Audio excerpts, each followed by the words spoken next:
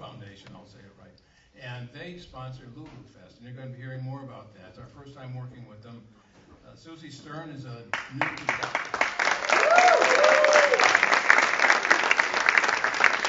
Your family's here, so family. Huge family. She's new to the Berkshires, but not new to LuluFest, and she's going to tell you all about it in just a few minutes.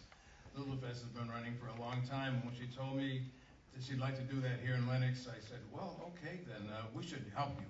And that's what Berkshire's Jazz did. So it's like somebody said, when you want to lead a parade, find a parade that's moving and get in front of it. This parade was moving, and we're so delighted to be teaming up with the Britain Noodle Foundation to make things happen. Our next two activities come up in August with the Bousquet Jazz Festival. Claire Daly and her quartet, Dominique Eade, and they'll be opened by Lucky Five on August 12th for Bousquet. And then on, August 19th. And November 12th, we have the Django Festival All-Stars up in Pittsfield. And stay tuned to berkshirejazz.org for other exciting news that'll be happening sometime in between those events. So pay attention to berkshirejazz.org. And now, so some of you know Susie. The jazz musician works so they can play, and in her case, she's doing a lot of both. You heard her play last night, some would say she worked last night.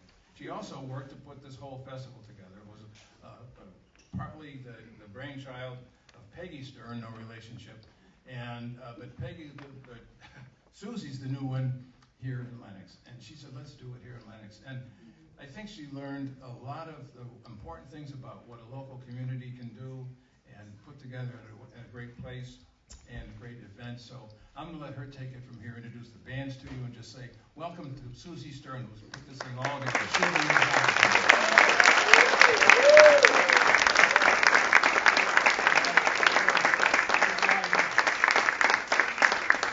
Thank you, Ed. And thank you, Shakespeare and Company. And thank you all. I mean, I can't tell you how happy I am to see so many butts in seats. Oh, it's fantastic. I was a little worried. I was telling my friends backstage that I might finally sleep after about 8 months tonight. I would like to get some thank yous out in the room because they were very important. I can't believe, as Ed said, how many people it takes to put something like this on. And Ed's used to it, and I thought, well, sure, I can do this. And it's a lot of work, and it takes a lot of supportive people, and it takes all of you paying attention and coming to support. So thank you so much. And I would like you to take a moment to look in your programs at the thank yous so I don't have to spend too much time here doing it.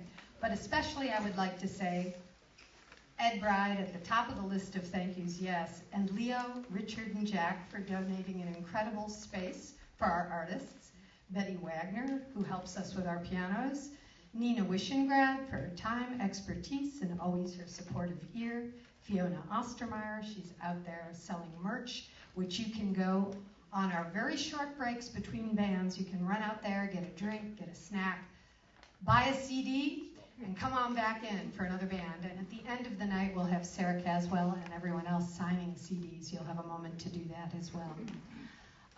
Thank you to Alan and Lou Stern for driving far. The Berkshire Eagle, Kate Abbott, who is remarkable. What a wonderful writer who gave us a lot of good ink. And in, by the way, Berkshire's and WAMC Radio in Albany. Thank you, thank you. And now, so many people are like, yeah, let's let people know about this. Lenox Community Center, Canna Provisions, thank you. You should go out and check their wares on the break. What could be more fun? Artisan Funding for the Arts, and all of you completely amazing, supportive people. And I don't want to waste too much time because we've got a lot of music. Mary Ann McSweeney is our first act.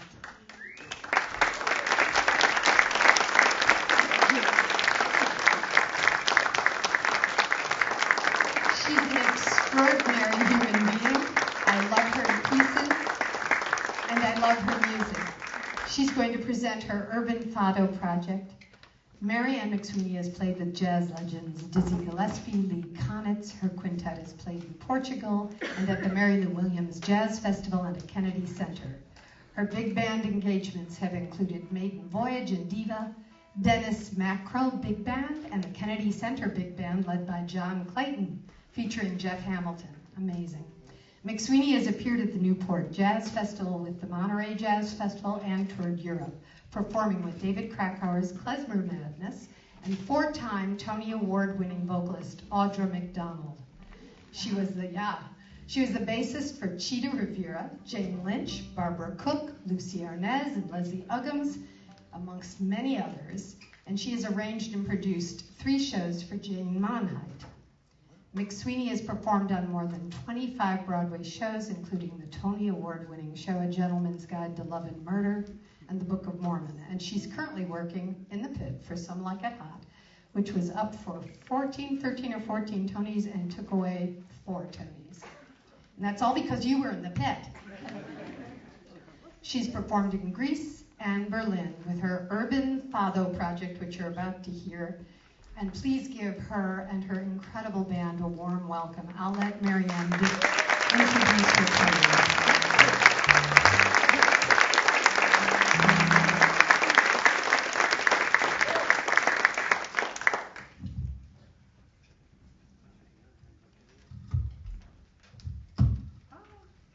Hello, everybody. We're so happy to be here. So the first piece we're going to start with is called Comme Kevosh, and I'll explain more about Fado and my journey, but we're going to just play.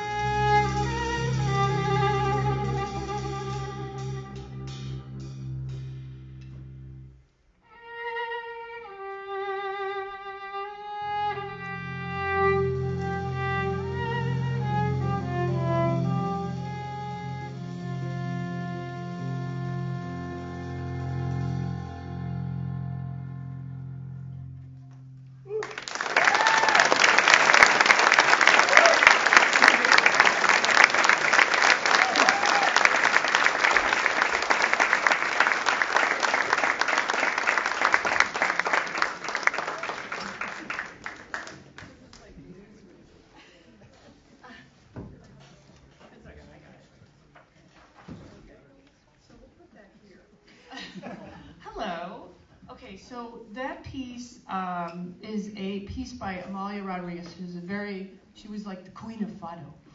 And she is somebody I got to know after my first visit to Lisbon. I was playing at the Seychelles Jazz Festival maybe 15 years ago, and I was like, what is the blues of Portugal? And I started just listening to this stuff. I don't know, how many people in this room know about Fado? Fado, which is the kind of music from Portugal. It was originated, it's a little between the 1820s and 1850s. I put a new twist to it because I'm a jazz musician. Usually it's vocally driven.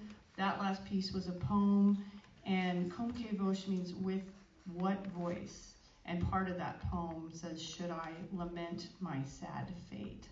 So I ended up doing that piece, but then putting in a whole new section to keep it's a little upbeat. So our next piece is by a beautiful fadista.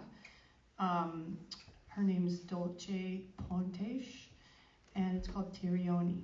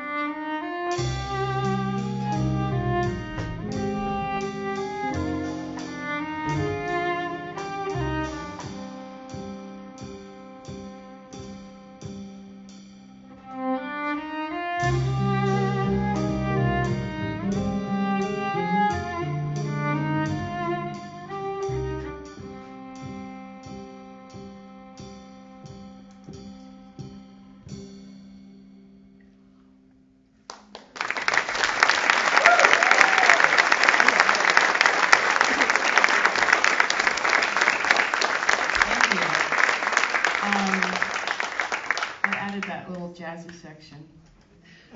I hope she likes it. I don't know if she heard it. I want to introduce my band. I'm so happy to be playing with them. You know, the pandemic made us, we weren't able to play together. A lot of people's lives, some people's lives didn't change that much. Some people's lives were horrible, and, you know, it's like a joy to play with others. This is why I got into this. And to be with this band, it's really special, you know, after all we've been through. So we have Sara Caswell on violin.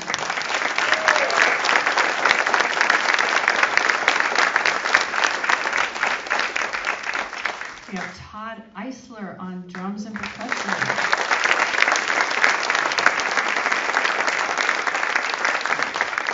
And we have a local guy who's awesome on guitar, Ennis.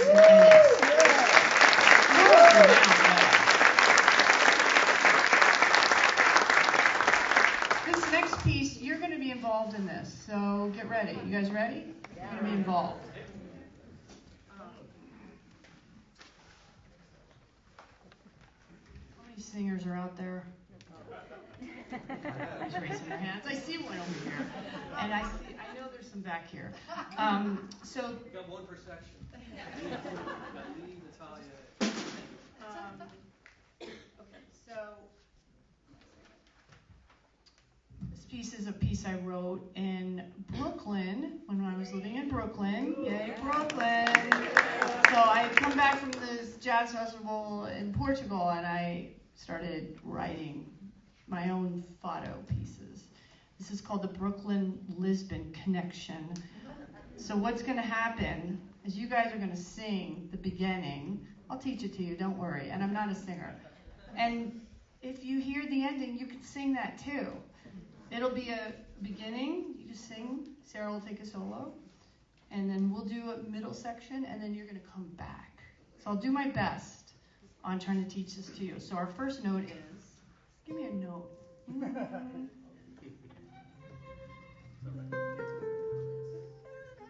It could be up there, or it could be da da da da for the guys. So, like I said, I'm not a singer, but here we go. So the beginning, try it with me.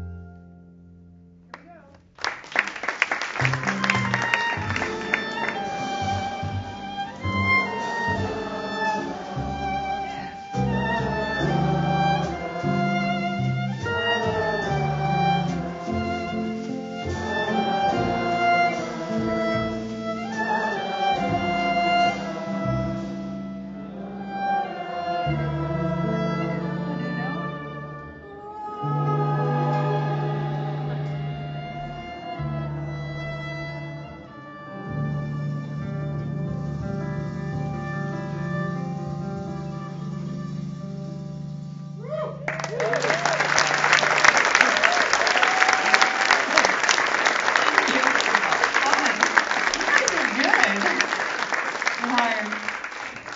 All right, the next piece is a Fado I wrote for one of my mentors and somebody I listened to since I started playing bass, which was when I was a teenager. So it's a Fado dedicated to Charlie Hayden. It's called Hayden's Fado. Oh, here I should say one more thing about that.